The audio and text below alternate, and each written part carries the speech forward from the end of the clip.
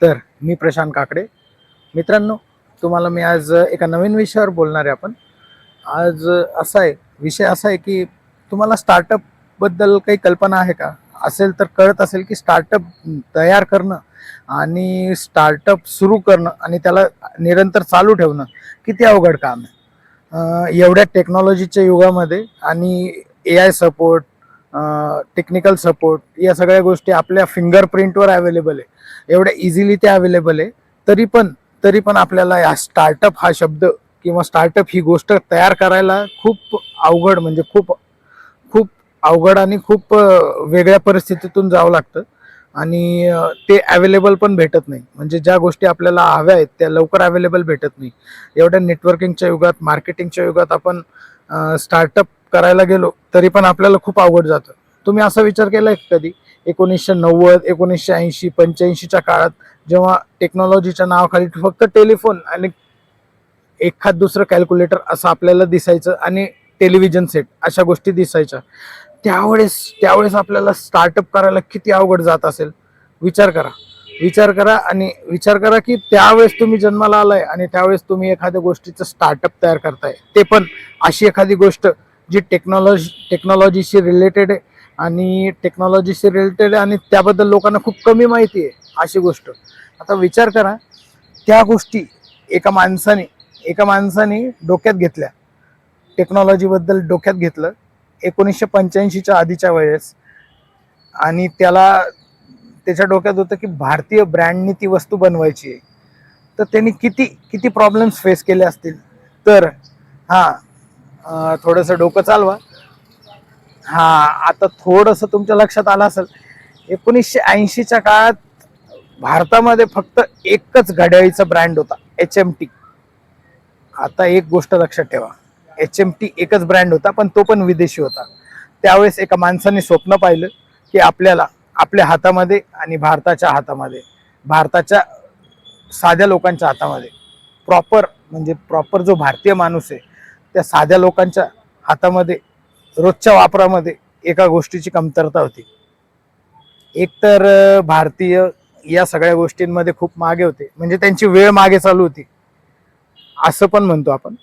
आणि त्यांची वेळ मागे चालू होती आणि त्यांच्या हातात जो ब्रँड होता घड्याळीचा, हो मित्रांनो, घड्याळीचा, हा जो घड्याळीचा ब्रँड होता ना, तोच विदेशी होता. म्हणजे तुम्ही विचार करा, एका माणसाला असं वाटलं त्यावेळेस की आपण दुसऱ्या देशांनी बनवलेल्या वेळेवर चालतोय असं वाटलं.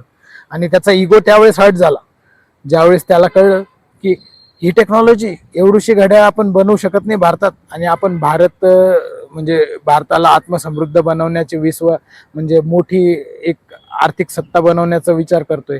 हे असं कसं शक्य आहे? असं होऊ शकतं का की आपण भारतामध्ये आपली घड्याळ बनवू शकतो आणि त्या घड्याळीलाच खूप मोठा ब्रँड बनवून सर्वसामान्याच्या आवाक्यात येईल एवढ्या किमतीमध्ये ती विकू शकतो? हो मित्रांनो, असंच स्वप्न दोन लोकांनी पाहिलं. आणि दोन लोकांनी पाहिलं त्याच स्वप्नाची एक कहाणी म्हणजे टायटनची घड्याळ. तर टायटन नावाची नवीन एक वेब सिरीज आली आहे. सांगायला हरकत नाही की खूप छान आहे. आणि इच्छाशक्ती असेल तर माणूस काय नाही करू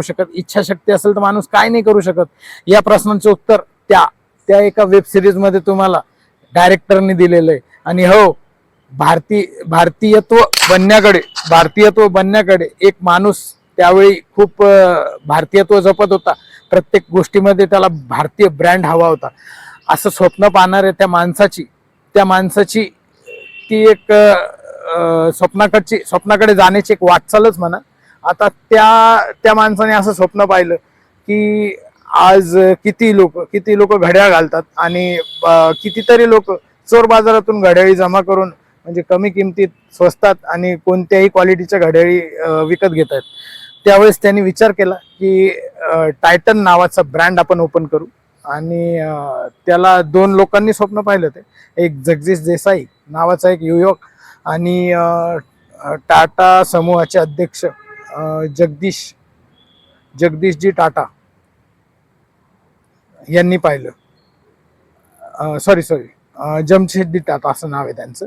त्यांनी पाहिलं. या लोकांना एवढा सलाम मानाचा सलाम, कारण त्यांनी प्रत्येक गोष्टीत भारतीय गोष्टी, भारतीय ब्रँड तयार करायचं काम केलं. ज्यावेळी एका हॉटेलवर असं लिहिलेलं होतं की only dogs and Indians are not allowed, असं लिहिलेलं होतं. त्यावेळी त्यांचा इगो हर्ट झाला आणि त्यावेळी त्यांनी ताज हॉटेल, ताज बाय टाटा असं मोठं हॉटेल मुंबईच्या समुद्रकिनारी तयार करण्याचं स्वप्न उराशी घेतलं आणि ते पूर्ण केलं. तसाच आत्मविश्वास त्यांच्या अंगी, म्हणजे ते जोपर्यंत हयात होते तोपर्यंत होता. आता या ब्रँड आणि टाटाचं योगदान असं होतं की प्रत्येक गोष्टीत त्यांनी, जेव्हा जगदीश देसाई यांनी विचार केला की आपल्याला घड्याळ बनवायचंय, त्यावेळेस त्यांनी विचार केला की काय काय याला सपोर्ट लागेल, काय नाही, काय सगळा विचार केला. फ्रेंचमधून वैज्ञानिक आणले, वैज्ञानिक इंजिनियर आणले, घड्याळ कशी बनवायची ते त्यांच्याकडून शिकून घेतलं आणि आपल्या इथलच्या लोकल लोकांना, म्हणजे इथलच्या प्रॉपर लोकांना त्यांनी सगळा हा, म्हणजे घड्याळ बनती कशी बनती, कोणकोणती मशिनरीज लागते, त्यांना काही स्किल्ड वर्कर इथं तयार करायचे होते, ना की बाहेरून आणायचे होते. म्हणजे इथलच्या लोकल, इंडियातल्या लोकल तरुणांना आणि तिथलच्या लोकांना या कंपनीचा जास्तीत जास्त फायदा व्हावा याचा त्यांनी विचार केला. आणि त्यामुळे ती टायटन जो ब्रँड आहे तो या स्वरूपात उतरू शकला. सध्या जे टायटनचं नाव आहे ते आपसुकच झालेलं नाहीये, त्यामागे या दोन लोकांची खूप जास्त मेहनत आहे. जर तुम्हाला ती मेहनत पाहायची असेल तर, आणि त्या कॉर्पोरेट जगतात त्यावेळेस येणाऱ्या, जेव्हा टेक्नॉलॉजी नव्हती त्यावेळेस येणाऱ्या कितीतरी अडचणी, त्यामध्ये म्हणजे लोकांना ट्रेन करणं म्हणा, किंवा नवीन कन्सेप्टवर लोकांना पटवून देणं म्हणा, आणि म्हणजे त्याच कन्सेप्टवर लोकांना पैसा खर्च करा, म्हणजे इन्व्हेस्टमेंट करायला लावणं, इन्व्हेस्टमेंट करायला भाग पाडणं, हे किती अवघड असतं हे त्यांनी त्यावेळेसच्या त्या वेब सिरीज मध्ये दाखवून दिलंय. ते तुम्हाला बघायचे असेल तर टायटन बाय टाटा अशी वेब सिरीज आलेली आहे, तुम्ही MX प्लेअर वरती फ्री मध्ये बघू शकता. खूप चांगला अनुभव आहे आणि म्हणजे प्रयत्न केला तर काय नाही होऊ शकत याचं ते चांगलं असं एकदम महत्वाचं आणि सोपं उदाहरण त्यांनी समजून सांगितलंय. तुम्हाला जर ते बघायचं असेल तर तुम्ही पूर्ण एपिसोड पहा. 6च्या 6 एपिसोड खूप छान आहे, कुठेही असं स्लो पडत नाही. वेब सिरीजच्या हिशोबाला ते एकदम फिट बसतं. आणि बघा, तुम्हाला जर खरंच जर इच्छाशक्ती जोरावर असेल आणि काही आपल्या पद्धतीचं काही बनवायचं असेल, आपल्या पद्धतीने काही बनवायचं असेल काही गोष्टी, तर फक्त बाहेरचं मटेरियल किंवा बाहेरचा सपोर्ट किंवा फक्त पैसा असून जमत नाही. त्याला किती इच्छाशक्ती लागते आणि किती काय काय गोष्टी लागतात आणि किती मेहनत लागते हे सगळं जर बघायचं असेल, खरंच प्रत्येक बिझनेसमॅननी बघितला पाहिजे असा त्यांचा संघर्ष. टायटन बाय टाटा ही वेब सिरीज, चला ही वेब सिरीज MX प्लेअरवर तुम्ही फ्रीमध्ये बघू शकता. आणि अशाच काही माहितीपर गोष्टीसाठी आणि पॉझिटिव्ह गोष्टी बघायसाठी शेअर करा, लाईक करा, कमेंट करा. मी प्रशांत काकडे, यूट्यूबवर. भेटूया सर. चलो बाय.